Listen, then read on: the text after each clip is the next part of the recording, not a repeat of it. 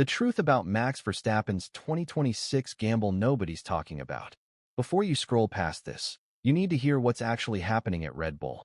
Because while everyone's debating liveries and launch dates, Max Verstappen just made the riskiest bet of his entire career. And if you don't hit that subscribe button right now, you're going to miss the moment this either becomes his greatest triumph or the collapse nobody saw coming. 2026. New regulations. New engines. New everything. But here's what they're not telling you. Red Bull just removed every safety net they've ever had. And Max? He stayed anyway. The question isn't whether he can win again. The question is whether he can win differently, fighting on terms he's never truly faced before. Let me paint you the picture clearly. For the first time in Red Bull Racing's entire history, they're entering a regulation reset with a fully in-house power unit. No Honda backing them up. No customer engine option. No proven external benchmark to fall back on when things go wrong. This isn't the optimized dominance they've perfected over the last 3 years. This is foundational uncertainty at the most critical level imaginable. And that changes everything.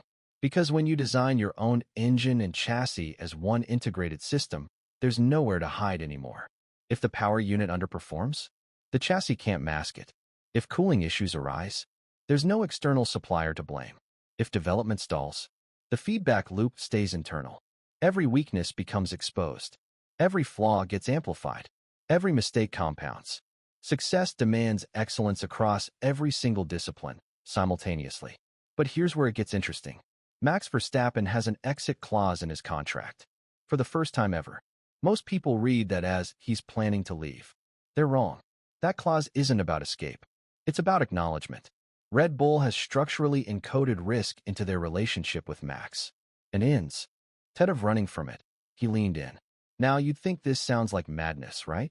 Walking into the biggest unknown of modern Formula One with a team that's never built their own engine before? But watch what Max does when asked about it. He doesn't create drama. He doesn't seek reassurance. He doesn't posture for the media or demand guarantees from the team. He just stays calm. And that calm, that's not confidence. That's not media training. That's something far more dangerous. As Max himself said about the upcoming challenges, we take risk. Yes, but I like that. 5 words. And they tell you everything you need to know. Because while other drivers try to stabilize narratives when futures feel uncertain, Max does the exact opposite. He compresses his timeline. He narrows his focus. He strips away every variable that doesn't serve immediate execution. Here's what people are missing about 2026. This isn't a story about whether Red Bull found some secret speed advantage. This is a pressure story. And pressure in Formula One works differently than people think. When you dominate, when you have the fastest car, the best aero, the most reliable engine, pressure gets smoothed out. It gets hidden behind performance margins. But 2026 removes that smoothing layer completely. Suddenly, every practice session matters. Every piece of driver feedback becomes critical. Every development decision carries exponential weight. Max's job transforms from executing within known limits to becoming a diagnostic tool for the entire engineering program. The quality of his feedback could make or break months of development work. Error tolerance shrinks to nothing. Recovery speed becomes the difference between success and structural failure. And here's the terrifying part. Even Max Verstappen can't compensate for fundamental failure. Pressure tolerance doesn't equal invincibility. It just delays collapse. But it doesn't prevent it. So why would the greatest driver of his generation willingly walk into this storm? Because Max didn't stay for safety. He stayed for clarity. He didn't stay because 2026 looks guaranteed or because Red Bull promised him an easy path forward. He stayed because the risk is explicit, not disguised. The rules are clear. The accountability is visible. Performance still defines outcomes. And that aligns fundamentally with how he operates. Max doesn't need protection from uncertainty. He needs honesty about what he's working with. Red Bull laid their cards on the table. They showed him the challenges. They trusted him to navigate through them. That transparency, even when the future looks murky, creates the exact environment where Max thrives. It's not comfort he's after. It's honesty about the fight ahead. But make no mistake, this comes at a cost. Leadership continuity has shifted at Red Bull.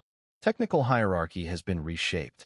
Long-standing reference P points are gone. That means fewer guarantees, less predictability, and a significantly higher execution load on race weekends. Max isn't just racing his rivals anymore. He's stabilizing the entire system around him. Even for a driver who processes pressure like oxygen, this is a heavier cognitive demand. What once felt instinctive now requires constant recalibration. So here's where this story goes next.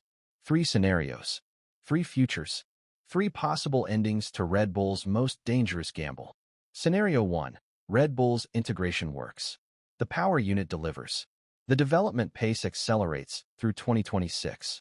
And Max Verstappen enters the most dominant phase of his career, not because he had the best car handed to him, but because he helped build it from the ground up. Legacy redefined.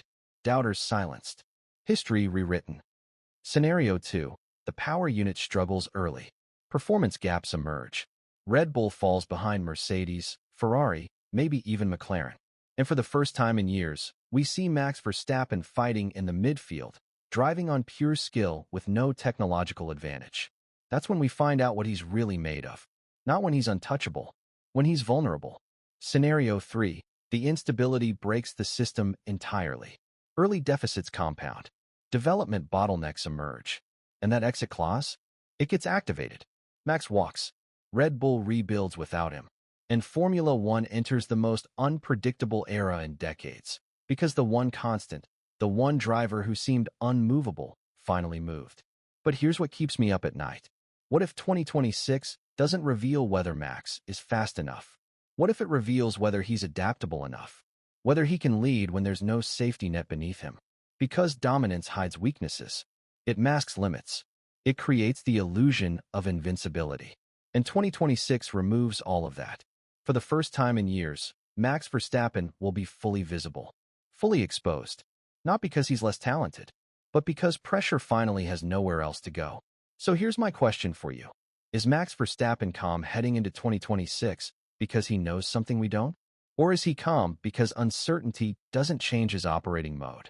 One thing's certain, this isn't just another regulation change. This is an identity test.